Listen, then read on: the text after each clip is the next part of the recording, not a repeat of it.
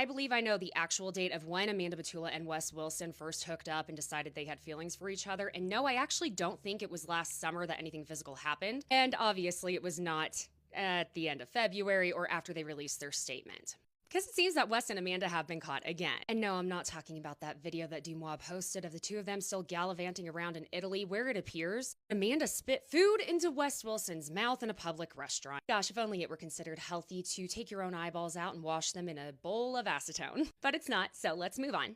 From a moment in part 2 of the Summer House reunion where Amanda said that the day she woke up and realized she was completely done with her marriage with Kyle was New Year's Day. And she said, I quote, "Nail in the coffin was New Year's Day. Kyle and I were like bickering, whatever. I didn't go to New Year's with them. I spent it by myself. He spent it DJing at a restaurant, whatever. I woke up the next morning. I saw that he was at a hotel in Hoboken. Going into 2026, wanting to like have a fresh start. And he's doing the same that he was doing that was pissing me off before, so I waited until everyone was back in the office. And I contacted Bravo PR immediately, and I said I'm going to put out a statement because I don't want people watching this season thinking that Kyle and I are still together after I was treated this way the whole time." Some eagle-eyed fans noticed a video that Wes posted to TikTok on New Year's Day this year.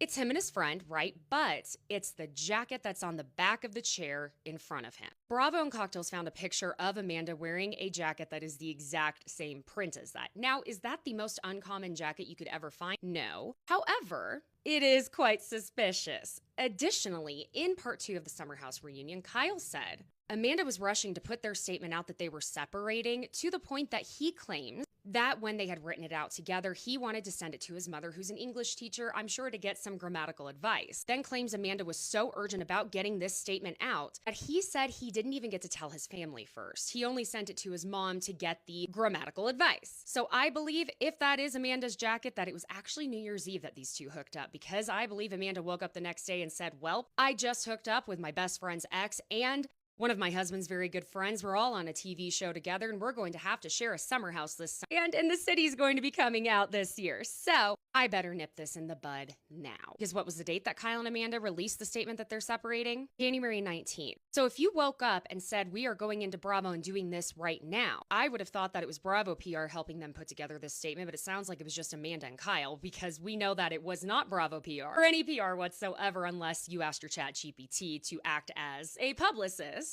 who put together the statement that Amanda and West released. But if you ask me, I actually believe that it was New Year's Eve. They had their first hookup, not last summer, not last fall, and certainly not after that pathetic statement that she and West released. Because who wakes up immediately on New Year's Day saying, I am absolutely done with my marriage, we have to release a statement now, I'm going into Bravo, the network, on New Year's Day? That's just a theory. But I also must add that Amanda's commitment to this